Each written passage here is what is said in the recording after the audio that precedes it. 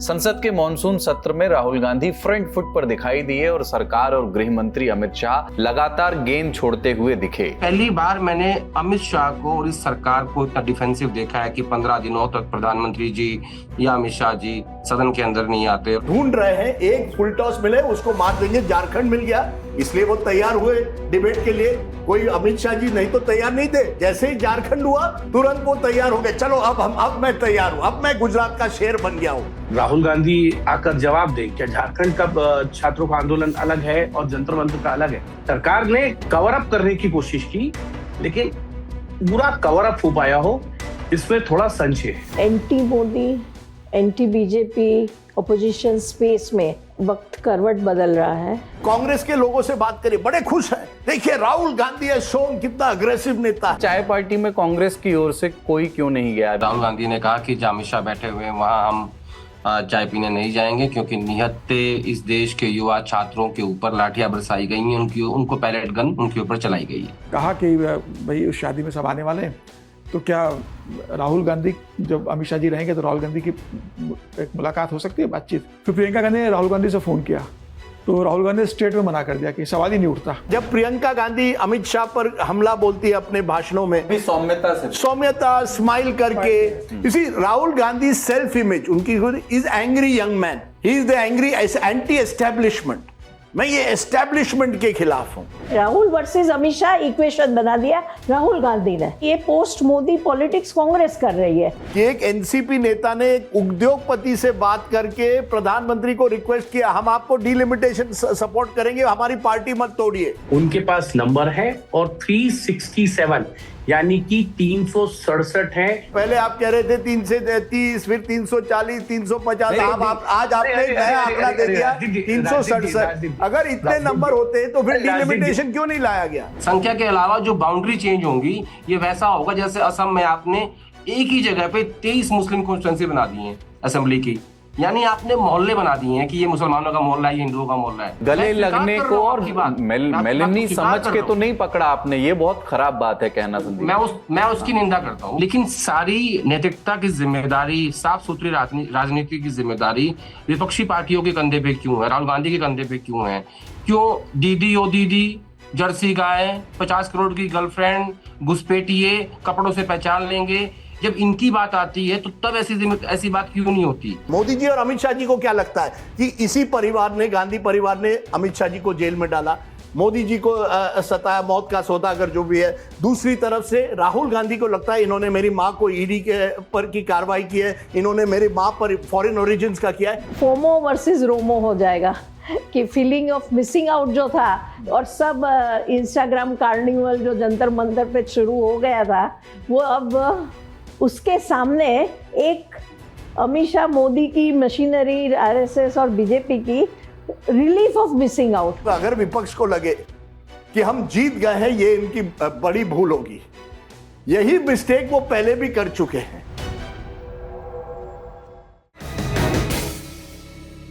Cricket में कभी कभी समझदार शॉट वो होता है जो खेला ही न जाए।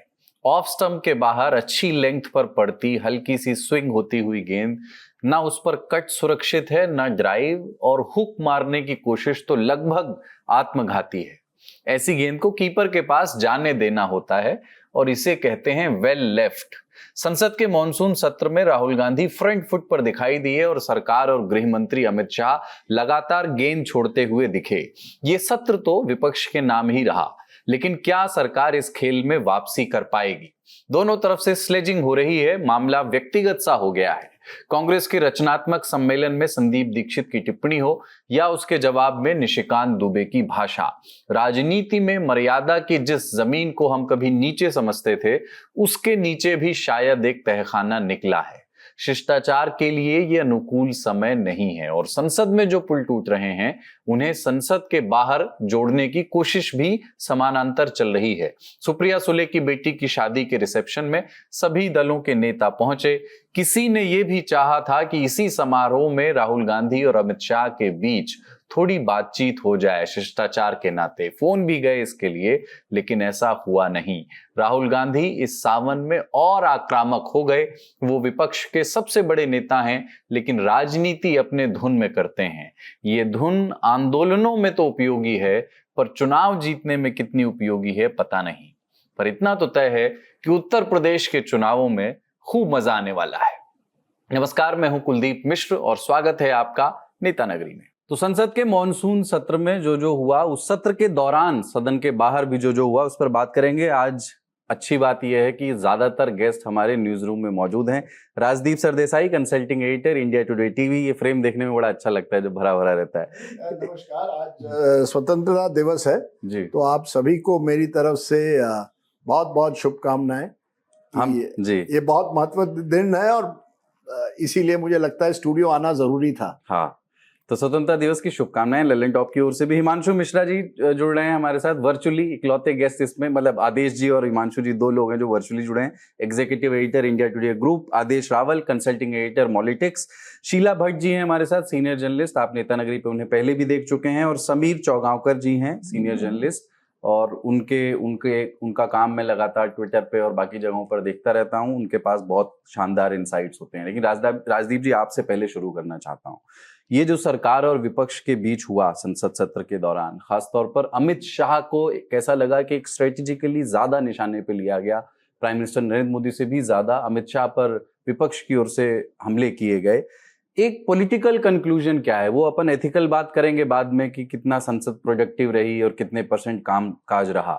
लेकिन जो एग्रेसिव, जो एक्सीलरेटर दबा रखा है राहुल गांधी ने, और सरकार उसको जिस तरह से टैकल कर रही है या नहीं कर रही है, थोड़ा सा ऐसा लगता है कि बैकफुट पर तो है। एक पॉलिटिकल कंक्लूजन इस सत्र का क्या रहा आपके लिए? देखिए, पॉलिटिकल कंक्लूजन तो पहले ये रहा कि हम जो पंडित होते हैं, जिसे आप अपने आप को पंडित समझते हैं, वो ज्यादा दूरदृष्टि ना देखे। उस समय जो हो रहा है वही देखे, क्योंकि अगर आप ही के लल्लन टॉप नेता नगरी का प्रोग्राम निकालोगे संसद सत्र के पहले, तो सभी ने कहा था इस सत्र में तो पूरी तरह से सरकार विपक्ष पर हावी होगी। तृणमूल कांग्रेस टूट गई थी, शिवसेना टूट गई थी, आम आदमी पार्टी टूट गई थी, ये भी कहा जा रहा था कि एनसीपी भी टूट सकती है। हालांकि मैं आज को आपको एक बताऊं कि एक एनसीपी नेता ने एक उद्योगपति से बात करके प्रधानमंत्री को रिक्वेस्ट किया, हम आपको डिलिमिटेशन सपोर्ट करेंगे, हमारी पार्टी मत तोड़िए। यहां तक विपक्ष में एक डर था कि अब सरकार जो है कुछ भी कर सकती है, हम तो बिल्कुल हताश है, बंगाल का चुनाव हार गए, असम हार गए हैं। ऐसा लगा कि अब तो 2000 इसी प्रोग्राम में कहा 2029 डन डील, ऐसे भी लोग कह रहे थे। अभी भी मैं ये नहीं कह रहा कि पूरी तरह हवा इतनी जल्दी बदलती नहीं है, हवा अभी भी सरकार की तरफ में है, लेकिन पॉलिटिकल कंक्लूजन ये है कि ज्यादा कंक्लूजन मत करिए। एक नंबर 2, जो आपने कहा अमित शाह जी, देखिए मुझे लगता है कि विपक्ष ने कहीं ना कहीं, और मैंने पिछले शो में भी कहा था, राहुल गांधी के कुछ करीबियों ने मुझे कहा कि राहुल गांधी के मन में एक बात बैठ गई है, ये सरकार अमित शाह जी के चला रहे हैं। मोदी जी चेहरा है, लेकिन सरकार अमित शाह चला रहे हैं। ये जो पार्टियों को तोड़ना या मुख्यमंत्री को अपॉइंट करना, बड़े डिसीजन लेना, ये सब अमित शाह जी ले रहे हैं। तो जैसे ही 20 तारीख के बाद ये बात चली कि पैलेट गन फायर हुआ है, राहुल गांधी को लगा कि अब मौका है गृह मंत्री को कटघरे में रखने के लिए। क्योंकि जब शुरुआत हुई क्या था कि आप एजुकेशन मिनिस्टर का रेजिग्नेशन लीजिए, 25 तारीख को रेजिग्नेशन होता है, उसके बाद 3 हफ्ते रहे थे सेशन के। राहुल गांधी ने एक मीटिंग में कहा, we must continue to go fast forward, press the pedal, we have to attack government. अब किसको अटैक करोगे? धर्मेंद्र प्रधान का तो इस्तीफा हो गया है, तो टारगेट बने अमित शाह जी। पहले कहा स्टेटमेंट दीजिए, धीरे धीरे यहां तक बात पहुंच गई कि इस्तीफा दे दीजिए। तो मुझे लगता है कि विपक्ष को लगा कि attack is the best form of defence. इस सरकार के साथ अगर हम थोड़ा भी कॉम्प्रोमाइज करें, जो रिजिजू जी एंड में ट्राई कर रहे थे, हम पीछे हट जाएंगे।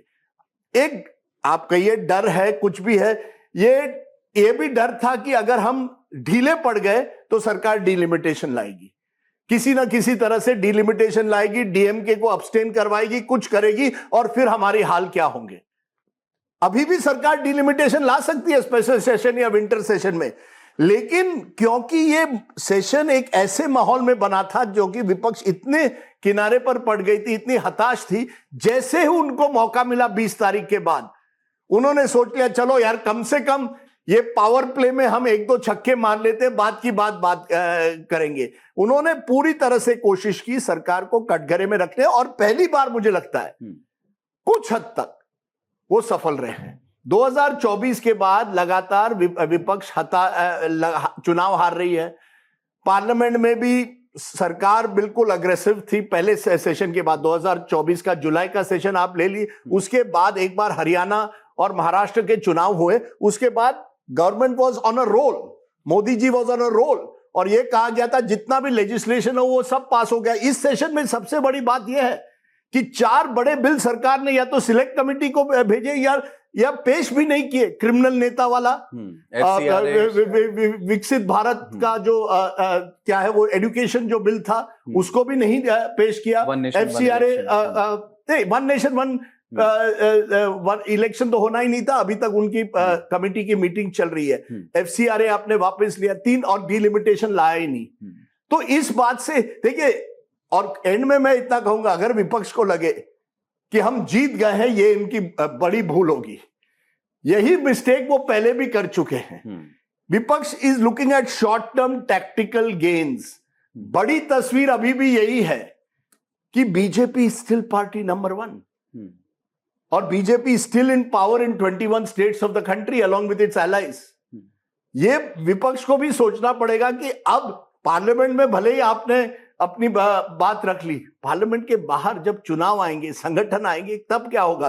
कांग्रेस के लोगों से बात करिए, बड़े खुश हैं, देखिए राहुल गांधी है शोन कितना अग्रेसिव नेता है। जयराम रमेश ने उपलब्धि बताया इस बात को कि 4 बिल सरकार पास नहीं करा सके, जो आपके नहीं, और ये भी है ना कि राहुल के जो इमेज मैनेजर्स वो कह रहे हैं राहुल जी की इमेज देखिए, लेकिन उससे आपकी पार्टी नहीं बनने वाली ना, पार्टी संगठन है।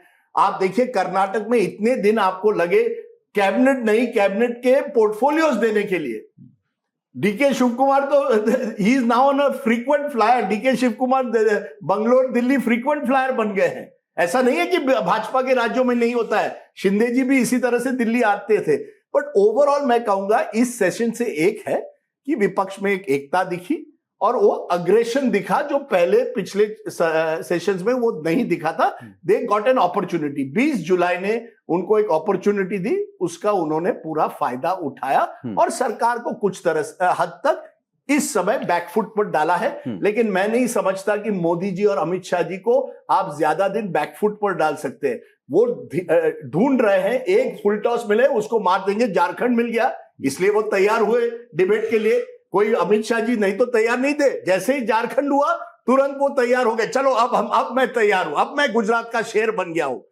तीन हफ्ते मौजूद नहीं, जैसे झारखंड हो गया तैयार। अब राहुल गांधी संदीप दीक्षित के साथ कुछ स्टेटमेंट कर देते, तुरंत बीजेपी फिर से तैयार। देखिए राहुल गांधी क्या कह रहे हैं महिलाओं के खिलाफ, फिर से पॉलिटिक्स वर्क्स। इसीलिए मैं कहता हूं ज्यादा कंक्लूजन मत करिए। Now we are in T20 politics, every week is a new week. कौन जाने अगले हफ्ते में क्या हो। ठीक है शीला जी, आपके लिए संसद सत्र की बिग पिक्चर। मुझे ये लग रहा है कि डेफिनेटली कांग्रेस पार्टी से ज्यादा anti Modi, anti BJP opposition space में वक्त करवट बदल रहा है, समय बदल गया है।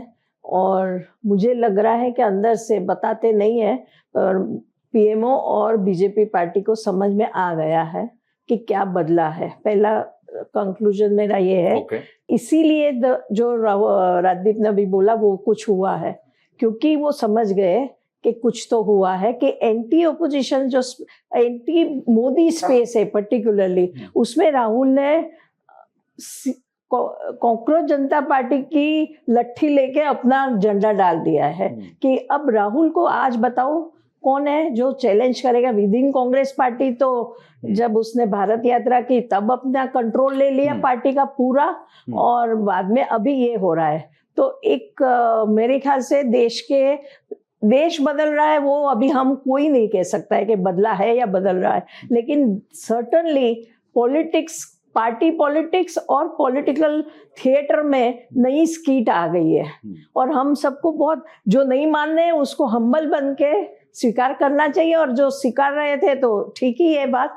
एक बात वो मैं देख रही हूँ। अच्छा, और ऐसे मेरे ख्याल से सेशन ये फेल गया और ये हुआ, तो ऐसे बहुत बार हुआ है। हाँ, हम ये सब तो ने जॉर्ज इतिहास में। फर्नांडिस, उससे आगे कुछ नहीं है, उसके पीछे नहीं है। जो सोनिया गांधी के खिलाफ बोले और फिर जो कांग्रेस ने जो उनके हाल किए, बेहाल किए, उसके बाद कुछ नहीं रहता है। तो ठीक है, ये definitely Congress was having upper hand in day to day negotiation. लेकिन मैं एक बात कहती हूँ कि जब पार्लियामेंट चालू होती है बहुत ही सीरियस होता है सब कुछ। दिल्ली के तख्त पे दिल्ली का थिएटर बहुत अलग होता है। जो हम सब जाके पार्लियामेंट की सीढ़ियों पे जो रिपोर्टिंग करते हैं, फिर हम सेंट्रल हॉल में, अब तो जैसे राजनीति का वी ऑल मिस वहाँ होता था एक, पर एक और पॉलिटिक्स होता है जो पर्दे के पीछे का होता है। आप सबने ये देखा कि नहीं, मुझे सबने देखा कि नहीं, पर मैं सोशल मीडिया को ध्यान से मॉनिटर कर रही हूँ।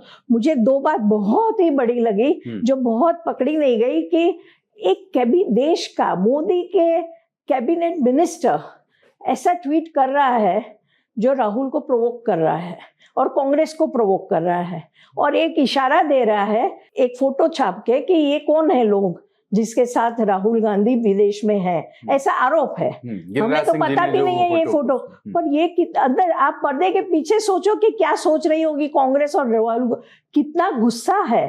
ये जो राहुल का गुस्सा है उसमें दो कारण मुझे एडिशनल लिखते, मैं ये नहीं कह रही सिर्फ इसलिए है। दूसरा है कि 2 दिन पहले जो इलाहाबाद हाईकोर्ट से उसको राहत नहीं मिली, तो राहुल गांधी ने सुप्रीम कोर्ट में हलफनामा दाखिल करा है या कर रहे हैं, जिसमें वो कह रहे हैं कि उनकी एसेट्स पे इन्वेस्टिगेशन ना हो, मॉनिटरिंग भी ना हो, इन्वेस्टिगेट। ये बहुत बड़ी बात है, छोटी बात नहीं है। जब मैं आपको सबसे पहले मैंने ओपनिंग में ही कहा कि एंटी मोदी स्पेस में राहुल एस्टेब्लिश हो रहे हैं, उस हिसाब से वक्त बदल रहा है, तो ये बड़ी घटना बन रही है देश में, और उसके साथ साथ ये हो रहा है। ये सब मिला के हमें डॉट्स मिलाने हैं। और जस्ट एक लास्ट बात, कि क्या मोदी और अमित शाह 2012 वाली यूपीए है, या वो हवा, दिल्ली की हवा में वो गंध और सुगंध आ रही है, पूछ रही हूं मैं। तो मैं उसके जवाब में कहूंगी कि देश पक्का एक बदल गया है मोदी के कारण, और वो है पैसे की मदद से हर एक कॉन्स्टिट्यूंसी में मेंबर ऑफ पार्लियामेंट जो कर रहे हैं। अमित शाह की आप बात कर रहे थे, अमित शाह 20,000 करोड़ रुपया गांधीनगर में डाले हैं वोटर्स को रिझाने के लिए, और वो लोग कहते हैं मोदी ने 30,000 करोड़ डाले हैं।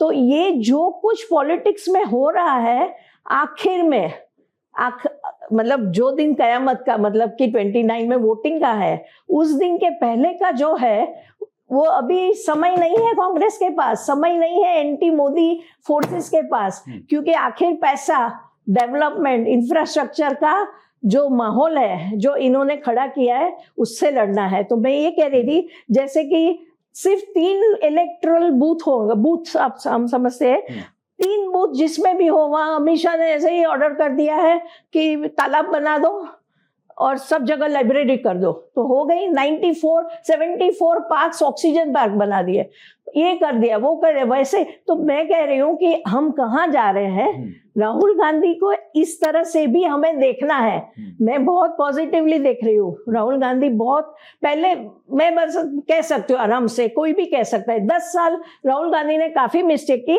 अब कम मिस्टेक कर रहे हैं, वो बड़ी बात है। तो पर लेकिन इसमें आखिर में वो आने वाला है कि कॉन्स्टिट्यूंसी बहुत इंपॉर्टेंट बन जाएगी और कैंडिडेट बहुत ही, तो ये ओवरऑल एक पॉलिटिक्स बन रहा है, तैयार हो रहा है। समीर जी, आपका एक क्विक।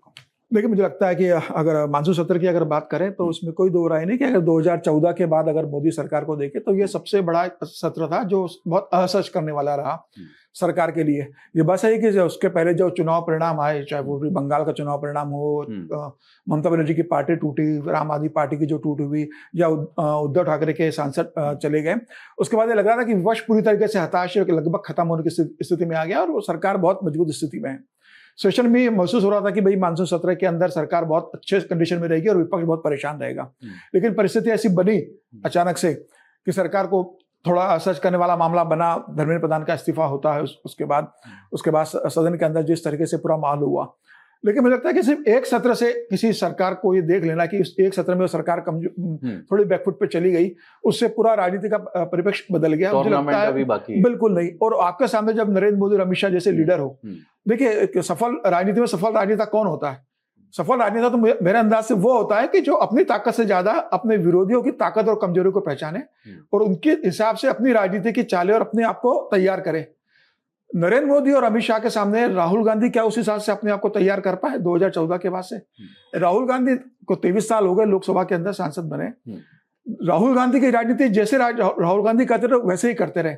न 2014 की हार से उन्होंने कुछ सीखा, न 2019 की हार से उन्होंने सीखा, न 2024 में एलओपी बनने के बाद उनकी राजनीति में मुझे लगता है कोई बहुत बड़ा परिवर्तन नहीं आया कि संगठन की दृष्टि से उन्होंने कांग्रेस के लिए कोई बड़ा मैसेज देने की कोशिश की हो, संगठन के स्तर पर काम किया हो, या अपनी भाषण शैली को बहुत इंप्रूव किया हो। सदन में जब बोलने आते हो तो कोई बहुत तथ्यों के साथ, तर्कों के साथ, जैसे हमेशा तैयारी के साथ आते हैं, उसके साथ उन्होंने अपने आप को प्रिपेयर करके आने वाले स्पीच के रूप में किया हो और ये बताया हो कि भाई अब मोदी का अल्टरनेटिव मैं हूं, मैं एलओपी बन गया हूं, अब 2029 में नरेंद्र मोदी बनाम राहुल गांधी का चुनाव होगा।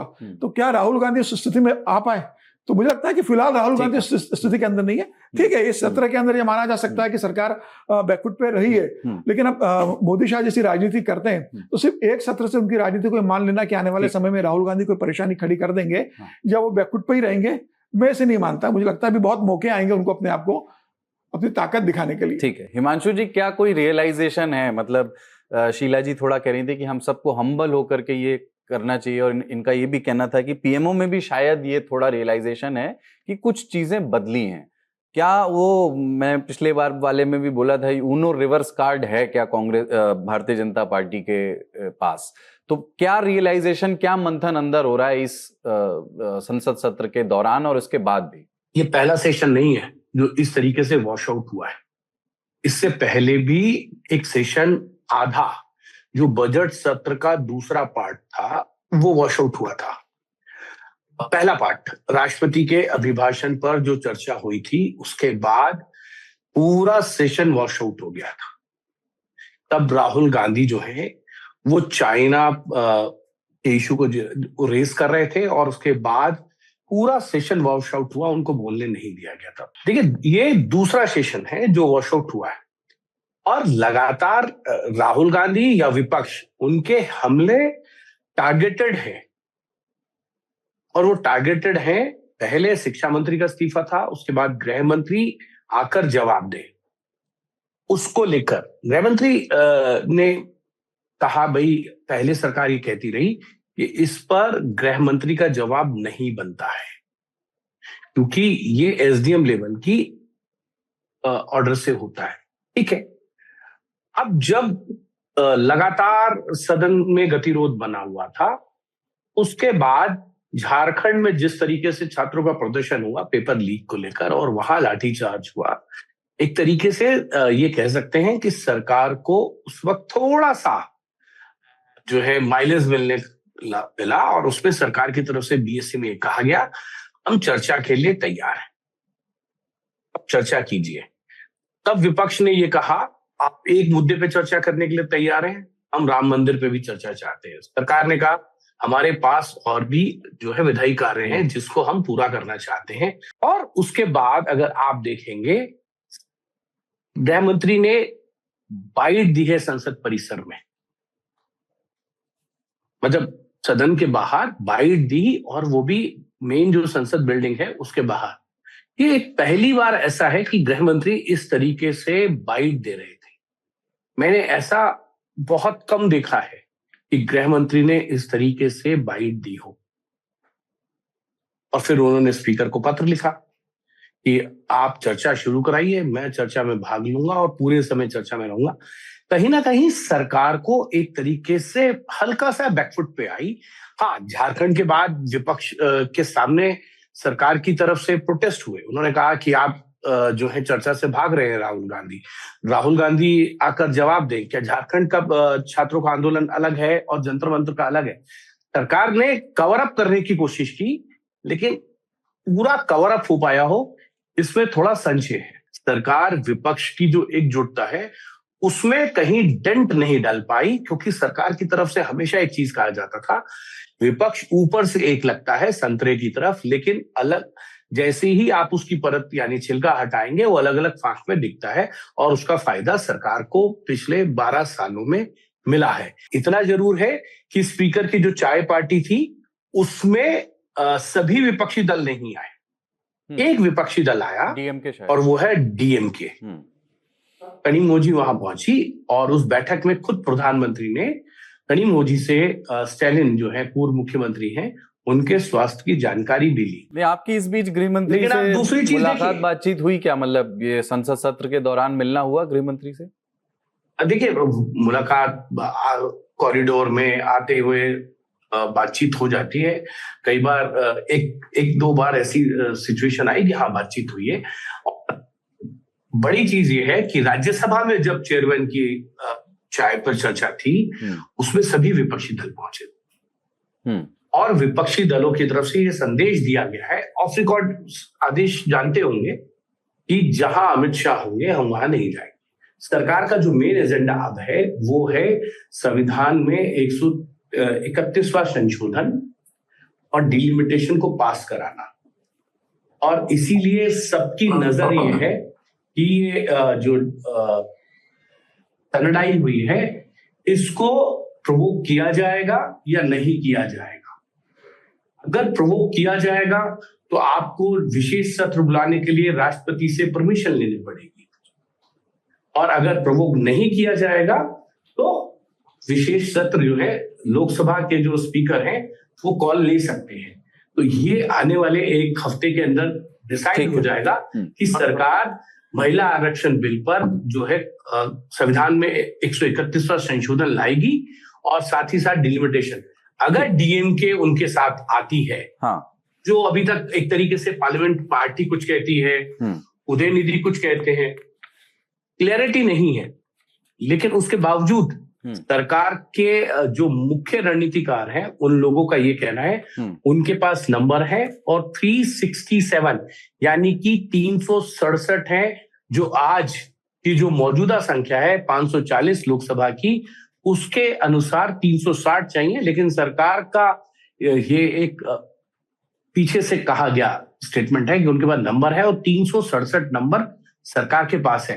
पीछे से सरकार के पास अगर नंबर है, अगर ऐसे नंबर होते जो सरकार में हिमांशु जी, ये भी मैं एक महीने से सुन रहा हूँ। पहले आप कह रहे थे 3 से 30, फिर 340, 350, आज आपने नया आंकड़ा दे दिया 367। अगर इतने नंबर होते तो फिर डिलिमिटेशन क्यों नहीं लाया गया? अरे राजदीप जी मेरी बात सुन लीजिए। मैं अपनी बात तो नहीं कर रहा, ये आंकड़ा मेरा तो नहीं है। नहीं, आपने 4 हफ्तों में 4 आंकड़े दिए हैं। अरे जो 4 हफ्तों में पता चले आंकड़े मैंने वही बताए, ये मैंने कोई अपनी तरफ से कोई कैलकुलेशन, चलो आपने ही अभी कहा कि 4 हफ्ते से हम जो चर्चा कर रहे हैं वो कई चीजों में बदल गई है, और राजनीति में ये होता है। मैं और आप इस पे कई बार आप बहस कर चुके हैं, अगर आप कहेंगे तो ये ऑफ रिकॉर्ड्स होते हैं। जब आप किसी मंत्री से बात करते हैं वो बताते हैं कि उनकी अभी पोजीशनिंग क्या है। दूसरा, अभी पोजीशनिंग है 367 आपके हिसाब से, जो आपको 367 जो सरकार के रणनीतिकारों को कहना है। एक और चीज मैं राजदीप जी को कह देता हूँ, राजदीप जी ने कहा कि क्यों नहीं लेके आए, तो बड़ी अच्छी बात है। मैं तो बहुत ज्यादा संसद में नहीं जाता आता, लेकिन मैं थोड़ा बहुत जो जितना संसद में जाता हूं, और मेरी तो राजदीप जी से बहुत कम समझ है। आपको जब कॉन्स्टिट्यूशन अमेंडमेंट करना है, संविधान में संशोधन करना है, उस वक्त 2/3 नंबर चाहिए जो प्रेजेंट है, या फिर लोकसभा की जो मौजूदा स्थिति है उससे 50% से ज्यादा उसका 2/3 होना चाहिए आपके पास। ये एक परिस्थिति है। दूसरी चीज, हाउस ऑर्डर में होना चाहिए। सबसे बड़ी चीज है हाउस ऑर्डर में होना चाहिए। अब आप इसके लिए कह सकते हैं कि ये कौन सा तर्क है? ये एक सही तर्क है, क्योंकि संसदीय परंपराओं में, संसदीय चीजों में अगर आप देखेंगे तो वहां हाउस ऑर्डर में होना जरूरी होता है, क्योंकि डिवीजन होता है, और डिवीजन अगर होगा तो वो जो है उस समय जो है हाउस ऑर्डर में नहीं होगा तो डिवीजन नहीं हो सकता है। ठीक है, आदेश जी आपके पास आ रहा हूँ। एक खूबसूरत लोकतंत्र की खूबसूरत तस्वीर कहा गया था पिछले संसद सत्र के दौरान, प्रियंका गांधी जब चाय पार्टी पर बैठी हुई थी और आसपास सत्ता पक्ष के नेता, गृह मंत्री, रक्षा मंत्री चाय पीते हुए मुस्कुराती हुई दिख रही थी। वो एक अच्छी तस्वीर के तौर पर उसको देखा गया। इस बार की चाय पार्टी में कांग्रेस की ओर से कोई क्यों नहीं गया, या विपक्ष की ज्यादातर पार्टियों की ओर से क्यों नहीं गया? ये रणनीति क्यों बनाई गई? इनवाइट तो आई एम श्योर गया ही होगा, फोन कॉल और मिलना भी हुआ होगा। जी, इनवाइट भी गया था, आमंत्रित भी किया था, लेकिन राहुल गांधी ने कहा कि जहां अमित शाह बैठे हुए हैं वहां हम चाय पीने नहीं जाएंगे, क्योंकि निहत्ते इस देश के युवा छात्रों के ऊपर लाठियां बरसाई गई हैं, उनको पैलेट गन उनके ऊपर चलाई गई है। तो ये एक ज्वाइंट स्ट्रैटेजी थी इंडिया अलायंस की। तो ये उनका ऑन रिकॉर्ड अपने नेताओं के जो उनके आसपास खड़े थे उनको ये कहना था। अब जब आपने बात की शुरुआत से संसद सत्र की, तो दरअसल जब पश्चिम बंगाल, इससे पहले बिहार में जब बीजेपी का मुख्यमंत्री बना देश में, मतलब पहली बार ऐसा हुआ कि बिहार में बीजेपी का अपना मुख्यमंत्री बना, फिर बंगाल में उनकी सरकार बनी, और उसके बाद से लगने लगा था कि अब तो जो सरकार बिल्कुल खुल के खेलेगी और संसद का सत्र आएगा, परिसीमन बिल आएगा, और मतलब अब इनको कोई रोक नहीं पाएगा। 850 सीट हो जाएंगी, जैसा चाहेंगे वैसा करेंगे, और 29 जीतने से कोई नहीं रोक पाएगा। हम सब ये सोच रहे थे और सभी ये बातें कर रहे थे। और एक डिफरेंट तरह की एक और कयास लगाए जा रहे थे लुटियंस दिल्ली में, और जो कवि की कल्पना थी उसके घोड़े थे वो रुक नहीं पा रहे थे। वो कह रहे थे कि अब तो अमित शाह जो है वो उप प्रधानमंत्री बन जाएंगे, और जब प्रधानमंत्री ट्रैवल करेंगे, विदेश जाएंगे, तो वो कैबिनेट को हेड करेंगे, कैबिनेट कमेटी ऑन अपॉइंटमेंट्स को देखेंगे। तो तरह तरह की बातें चल रही थी, मतलब पता नहीं कहाँ से क्या क्या हो रहा था, और हमने भी ये बात मान ही ली थी कि अब तो हो ही जाएगा भाई। ये वैसा ही था जैसा 2024-22 जनवरी को जब राम मंदिर का प्राण प्रतिष्ठान कार्यक्रम हुआ, और उसके बाद कहा गया कि 400 सीट आएंगी, और सबने मान लिया कि यहाँ जाएंगी। कांग्रेस के खुद के नेताओं ने मान ली थी ये बात। लेकिन राजनीति, मैं अक्सर एक बात कहता हूं कि हिंदुस्तान की राजनीति का 3 दिन बाद क्या होगा वो नहीं पता हमें, उसका प्रेडिक्शन नहीं हो सकता। लेकिन जिस तरीके से छात्रों का मुद्दा आया, और उसके बाद जो 20 तारीख को जो हिंसा हुई छात्रों के ऊपर, जो विपक्ष ने स्टैंड लिया, उसके बाद शिक्षा मंत्री का इस्तीफा होना। ये कहते हैं कि शिक्षा मंत्री ने इस्तीफा दिया, नहीं, शिक्षा मंत्री का इस्तीफा इस देश के युवा छात्रों ने लिया। इसमें दोनों में फर्क है, पहली बात। अब जिस तरीके से पहली बार मैंने अमित शाह को और इस सरकार को इतना डिफेंसिव देखा है कि 15 दिनों तक प्रधानमंत्री जी या अमित शाह जी सदन के अंदर नहीं आते, और अमित शाह जी पीटीआई और एनआई को बुला के बाइट देते हैं, और फिर कहते हैं कि मैंने चिट्ठी लिख दी है, आज 2 बजे से लेकर कल 2 बजे तक आप 24 घंटे का समय तय कर दीजिए, मैं आके जवाब दे दूंगा। विपक्ष इसलिए नहीं माना कि आप लास्ट डे आके जवाब देंगे, जो आप चाहेंगे वो बोल देंगे, मुद्दा खत्म हो जाएगा, और फिर हमारे पास बोलने के लिए समय नहीं होगा, क्योंकि संसद सत्र तो है ही नहीं। तो इस तरीके की बात चल रही थी। जैसा राजीव सर ने कहा कि देश के बड़े उद्योगपति ने ये कहा कि आप इस पार्टी को मत तोड़िए जो पवार साहब की है, साहब बीमार हैं, इनको हो सकता है कि ऑलरेडी कई सारे सेटबैक है, पार्टी टूट चुकी है, अजीत दादा का प्लेन क्रैश में निधन हो गया था, वो नंबर 2 उद्योगपति थे। उन्होंने कहा कि ये जो 8 वोट है ना, ये मैं आपको दिलवा दूंगा, छोड़ दीजिए आप। यहां तक तैयारी हो चुकी थी। अब हिमांशु कह रहे थे कि भाई 368 नंबर है, अगर इसको ढंग से काउंट करें, स्पेशल सेशन में ही परिसीमन का जो विधेयक था वो गिरा था 17 अप्रैल को, वो स्पेशल सेशन था 2 दिन का, और अब फिर बात चल रही है। दरअसल टीएमसी को तोड़ने के बाद जो 20 सांसद एनसीपीआई की, जो पार्टी एग्जिस्ट नहीं करती, आज उसके लोकसभा में 20 सांसद हैं, जिसने चुनाव नहीं लड़ा, उद्धव ठाकरे के सांसद जोड़ने के बाद 332 का आंकड़ा बैठता है। अब जिस तरीके से विपक्ष ने एकजुट होकर सरकार को घेरा है, उसके बाद से विपक्षी पार्टियों की रणनीति चेंज हुई है, चाहे वो पवार साहब की पार्टी हो, चाहे वो डीएम की हो। डीएम के विचारधारा के रूप में सरकार को सपोर्ट नहीं कर सकते, उसकी मजबूरी है, उसकी जो राजनीति है तमिलनाडु की, वो उसको अलाउ नहीं करेगी कि वो बीजेपी के साथ जाए, ये उसकी मजबूरी है। तो ये लोग रास्ता तलाश रहे थे, तो उन्होंने कहा कि हम एब्सटेन करा लेंगे उनको, ठीक है। लेकिन जिस तरीके से सरकार बैकफुट पे थी, और राहुल गांधी ने जिस दिन शिक्षा मंत्री का इस्तीफा हुआ, उस दिन अपनी एक बैठक में ये कहा था कि हमें किसी भी तरीके से इस सत्र में अमित शाह के इस्तीफे के जरिए परिसीमन बिल को आने से रोकना है, यही हमारी स्ट्रैटेजी है। और इसीलिए समूचा विपक्ष जो है वो आक्रामक था, क्योंकि सबको पता है, सबको लगता है कि जिस तरीके से सरकार चली है, जिस हिसाब से एजेंसीज का इस्तेमाल हुआ है, हेमंत सोरेन जेल गए हैं, अरविंद केजरीवाल जेल गए हैं, सब पार्टियां, ममता की पार्टी टूटी है, उद्धव ठाकरे की पार्टी टूटी है, सब इस बात से परेशान है। तो अगर आप अभी भी एकजुट नहीं होंगे ना, तो किसी का घर नहीं बचेगा। और ये सब जानती है, विपक्षी पार्टी जानती है कि जिस दिन 850 सीट हो जाएंगी बीजेपी की या देश के अंदर संसद के अंदर और बीजेपी लड़ेगी, तो भले ही मसौदा किसी के पास नहीं है अभी तक बिल का, लेकिन वो जानते हैं कि वो उत्तर भारत की सीट बढ़ाएंगे। ऐसी स्थिति में परिसीमन के बाद इनको हराना मुश्किल हो जाएगा। लेकिन कई सारे नेता ऐसे हैं विपक्ष के अंदर भी जो इस बात से सहमत नहीं हो, मानते हैं 50% हर राज्य के हिसाब से बढ़ाएंगे तो अभी तक नहीं। हाँ, मतलब कुलदीप, वो ऐसा कहा है, अभी वो वर्बली written कहा में- जा रहा है। जी। डीएमके ने भी इनसे ये कहा कि आप हमें बिल दीजिए पहले, हाँ। हम उसको पढ़ेंगे, फिर हम बताएंगे क्या करना है। 50% का एक सरकार के सूत्रों के हवाले से वो खबर है। ये खबर वैसे नहीं ही नहीं, जैसे पिछली बार सदन में गृहमंत्री ने अमित कहा शाह ने कहा था कि अगर आपको आधा written घंटा में दो। चाहिए तो मैं अभी ले आता हूँ, आधा एक घंटा दीजिए मुझे। 50% उनका वो बयान है, अभी भी वो उपलब्ध है, लेकिन अब वो बिल आएगा, ठीक है, वो पूरी बात हम देखेंगे। वो लेकिन जो हमें तो ये भी कहा गया था कि ऑपरेशन सिंदूर में हमें कोई क्षति नहीं पहुंची है। उसके बाद संसद में कहा था ना ये बात भी राजनाथ सिंह ने, और बाद में आपने कहा ना कि 6 जवान शहीद हुए हमारे।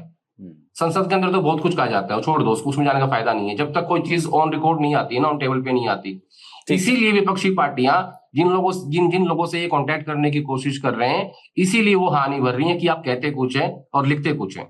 आप पहले हमें वो ड्राफ्ट दीजिए, हम उसको पढ़ेंगे, उसके बाद हम उसमें देखेंगे कि आपने किस तरीके से उसको बनाया है। ठीक है। क्योंकि इसमें कुलदीप बाउंड्रीज भी चेंज होंगी, इसकी सब संख्या तो बढ़ेगी ही बढ़ेगी, संख्या के अलावा जो बाउंड्री चेंज होंगी ये वैसा होगा जैसे असम में आपने एक ही जगह पे 23 मुस्लिम कॉन्स्टिट्यूंसी बना दी है असेंबली की, यानी आपने मोहल्ले बना दिए हैं कि ये मुसलमानों का मोहल्ला है, ये हिंदुओं का मोहल्ला है। तो ऐसे ही आप इसमें भी करेंगे, यहाँ जातियों में बट जाएंगी, पहले धर्म में बटेंगी, फिर जातियों में बटेंगी। इस तरीके से क्या ऐसी होगा, आशंकाएं आपकी हैं, अभी बिल आ जाए सामने तब फिर देखते हैं, है ना। अभी परिसीमन का हाँ। मकसद यही होता है, सरकार किसी की भी हो, चाहे कांग्रेस की भी हो। ठीक है, राहुल गांधी की बात करते हैं राजदीप सर कि जो कुछ हुआ शिष्टाचार, मतलब रचनात्मक सम्मेलन में, वो राजनीतिक शिष्टाचार के अनुरूप तो नहीं था। ये बात सही है जो शीला मैम कह रही थी कि एंटी मोदी स्पेस में अब राहुल गांधी ऐसा लगता है कि सबसे बड़े नेता हैं देश में। उन्होंने अपना ये स्पेस बना लिया है कि पूरे देश में एक एंटी मोदी विपक्ष के सबसे बड़े नेता के तौर पर मॉकिंग जो है वो एक अच्छा तरीका नहीं है अपना डिसएग्रीमेंट जाहिर करने का।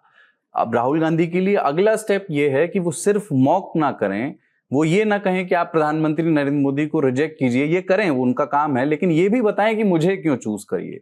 उस मोर्चे पर डू यू थिंक कि राहुल गांधी के पास अभी भी शस्त्रों की कमी है? वो सरकार को तो बहुत घेर रहे हैं, पर अपना कोई विजन, या कांग्रेस क्यों बेहतर है, राहुल गांधी क्यों बेहतर नेता बन सकते हैं, ये पिछले कुछ समय से नहीं दिख रहा है, मॉकिंग ज्यादा हो रही। देखिए कुलदीप, राहुल गांधी एक अलग तरीके के, मैं नेता भी शब्द नहीं कहूंगा, व्यक्ति जो है अलग तरीके के है। मुझे किसी एक उनके करीबी, एक जमाने में उनके करीबी थे, अब दूसरी पार्टी में गए, उन्होंने मुझे एक लाइन दी अंग्रेजी में, आप उसका अनुवाद कर सकते हैं।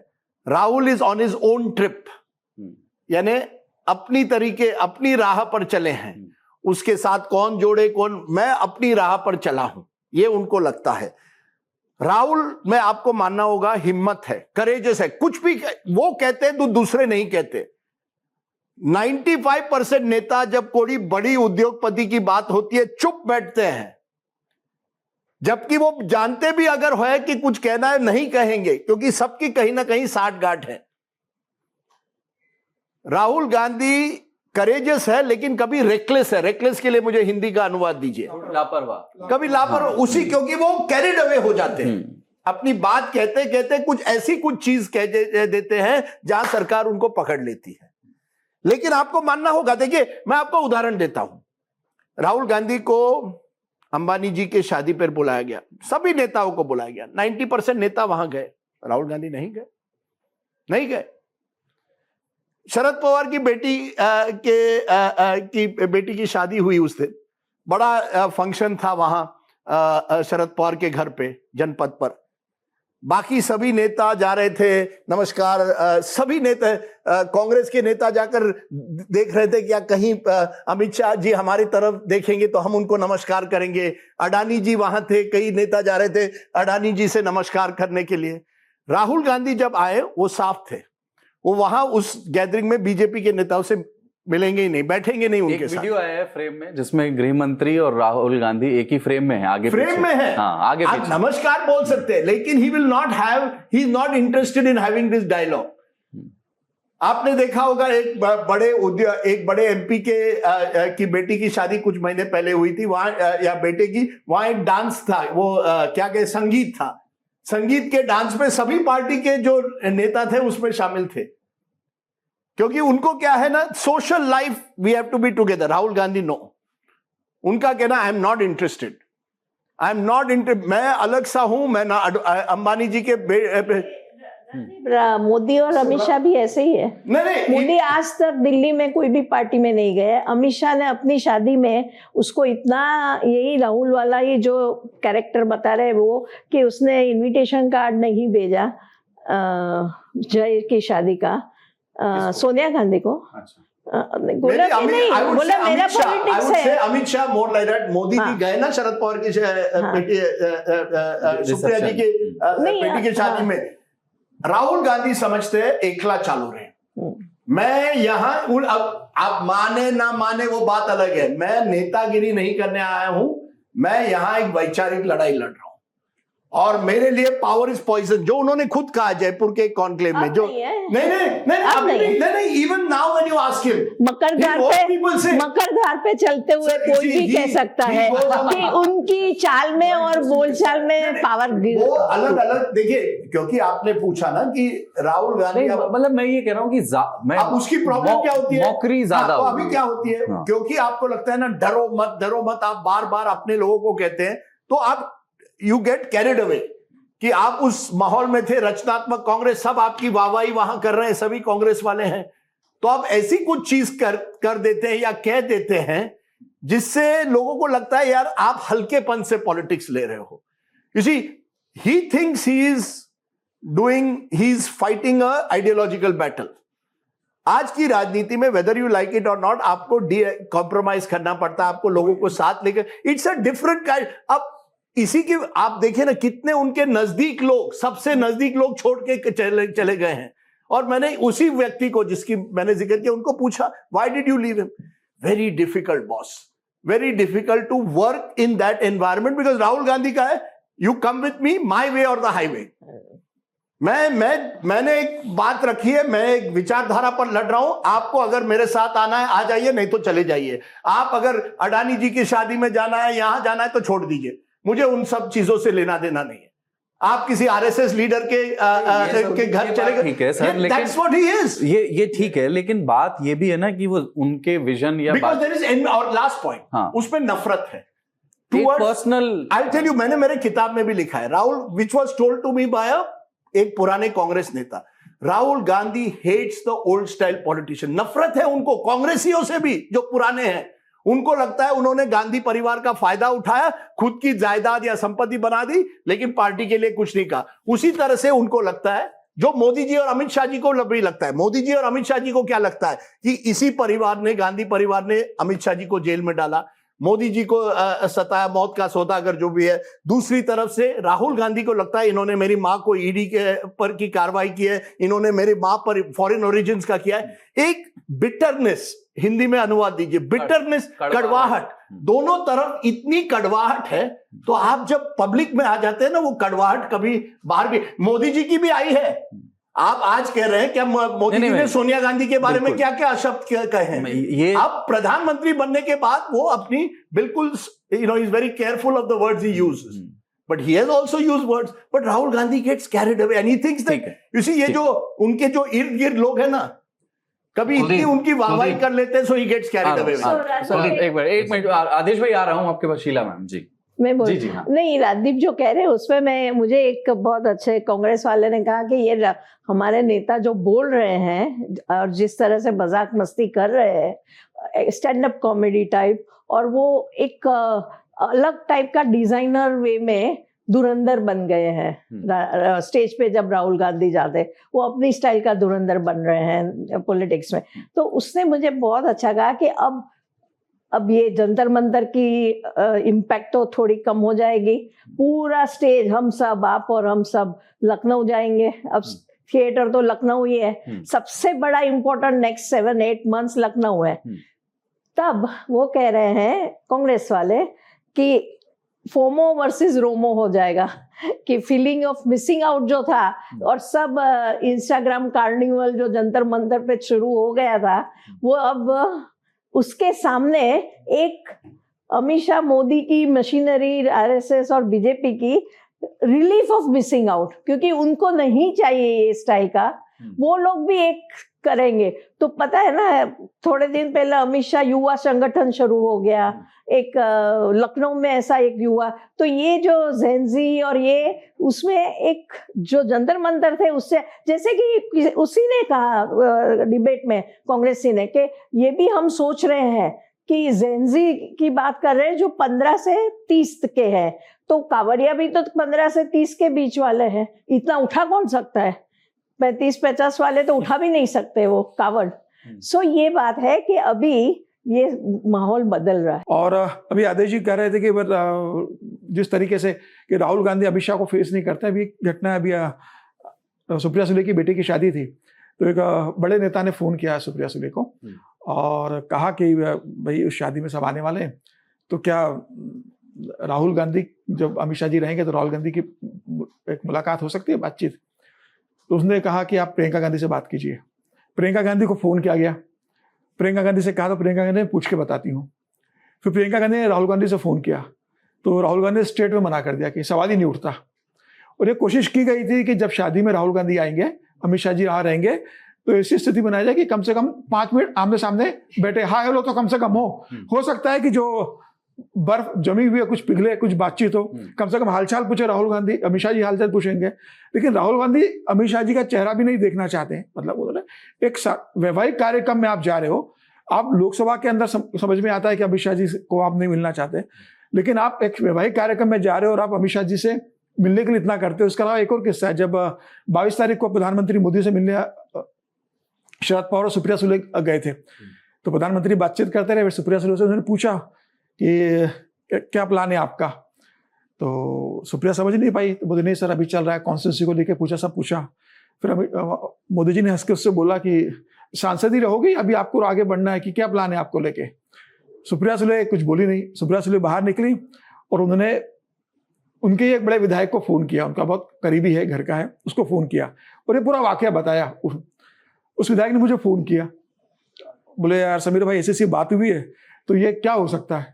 मैंने कहा भाई मोदी जी ने क्यों पूछा, क्या कहा, ये मैं नहीं बता सकता इस मामले को लेकर। फिर मैंने सुप्रिया सुले को फोन किया पूछने के लिए, तो उसने मेरा फोन नहीं उठाया उस समय। बाद में मैसेज आया कि मैं बाद में कॉल करती हूँ। तो अब ये जो बैठकें दो हुई है, आप देखिए 22 तारीख को जब सुप्रिया सुले के और शरद पवार अमित शाह प्रधानमंत्री से मिले, वो पीएम ने जो संदेश दिया है वो सुप्रिया सुले नहीं समझ पाई, शरद पवार समझ गए थे। और 10 तारीख को जो बैठक हुई, तो इन जो 2 बैठकों का जो असर है, मुझे लगता है आने वाले समय में आपको परिसमन बिल में दिखने को मिलेगा। ठीक है, आदेश जी आप कुछ जोड़ रहे थे।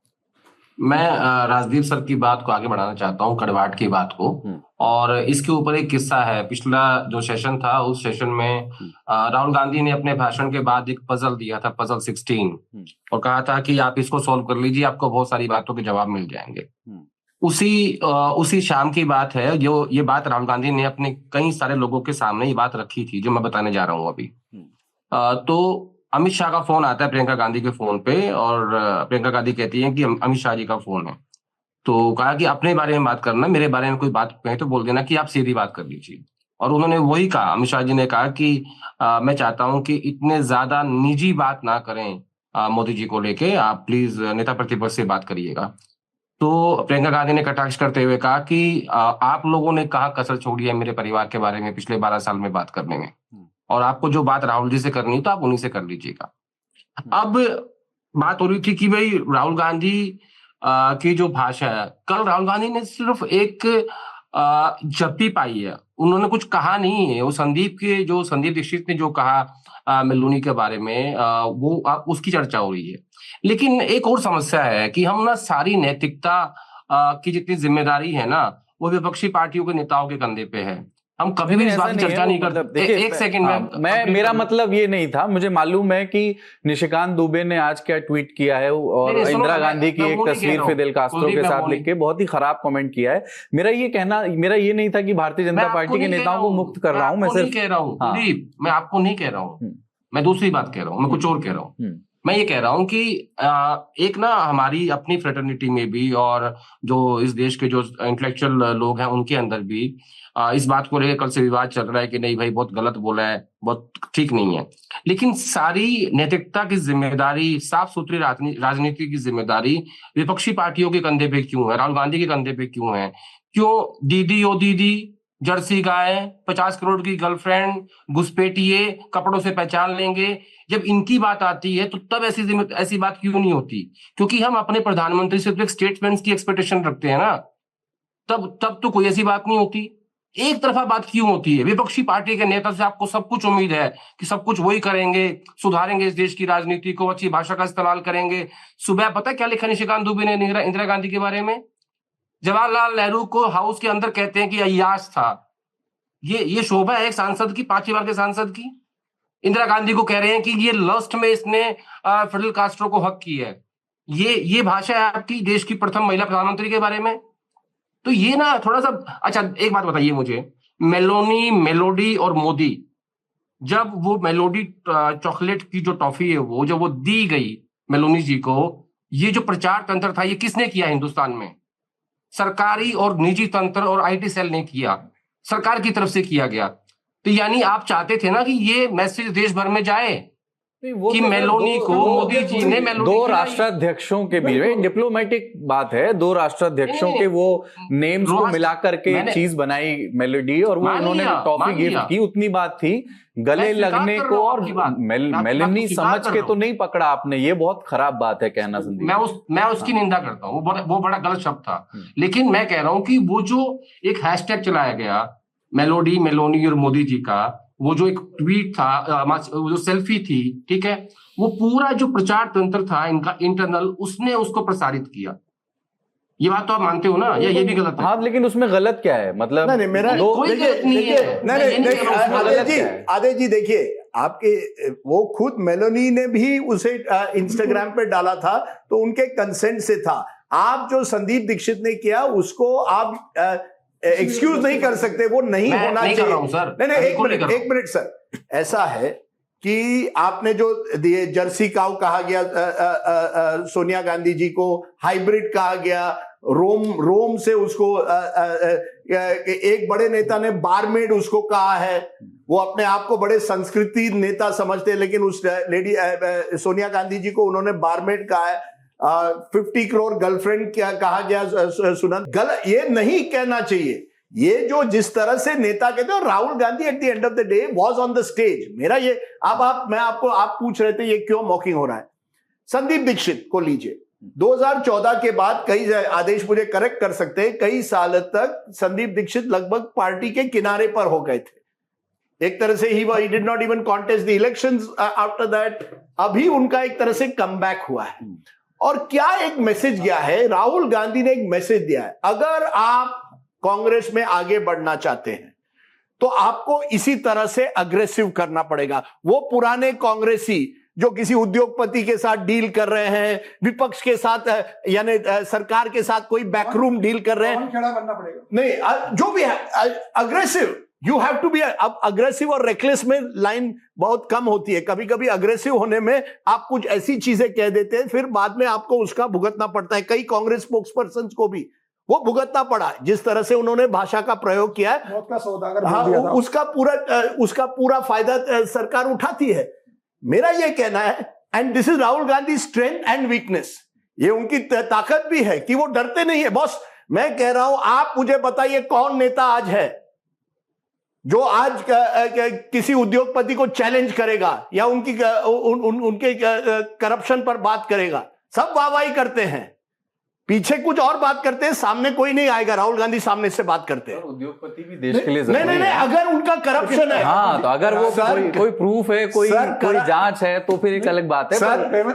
उद्योगपति भी देश के लिए जरूरी है। सर वी नो, अगर राहुल गांधी को कोई करप्शन, लेकिन ऐसी मामले इस देश में हैं जो सब लोग प्राइवेटली कहते हैं, पब्लिकली नहीं कहते हैं। राहुल गांधी में वो हिम्मत है। लेकिन जो राजदीप जी, एक लाइन ये आपके साथ ये ऐड कर देता हूं मैं, बहुत कि देखिए, अगर राहुल गांधी जिस तरह से अंबानी पे हमला बोलते हैं, अशोक गहलोत अंबानी के साथ कैसे संबंध रहे, उनके मुख्यमंत्री रहते हैं, रेवंत रेड्डी के साथ कैसे रहे, छत्तीसगढ़ में भूपेश बघेल के साथ कैसे रहे, बिल्कुल है। कमलनाथ के संबंध क्या तो रहे, सर वो अपने पार्टी के नेताओं को बात नहीं समझा पाते। सिर्फ यही नहीं, कांग्रेस जब सत्ता, सर आपने मेरी बात कर ली तो कांग्रेस जब सत्ता में थी तब कैसे संबंध थे इन उद्योगपतियों के कांग्रेस सरकार से? जो राहुल गांधी की स्ट्रेंथ है कि वो चीज कहते हैं जो बाकी कहने से डरते हैं, वही उनकी कमजोरी है। क्योंकि राजनीति में आपको कॉम्प्रोमाइज करना पड़ता है, राजनीति में आपको उद्योगपतियों को साथ लेकर काम करना पड़ता है। फिर आपने रेवंत रेड्डी का उदाहरण दिया, या अशोक गहलोत का दिया, या भूपेश, ये सच्चाई है।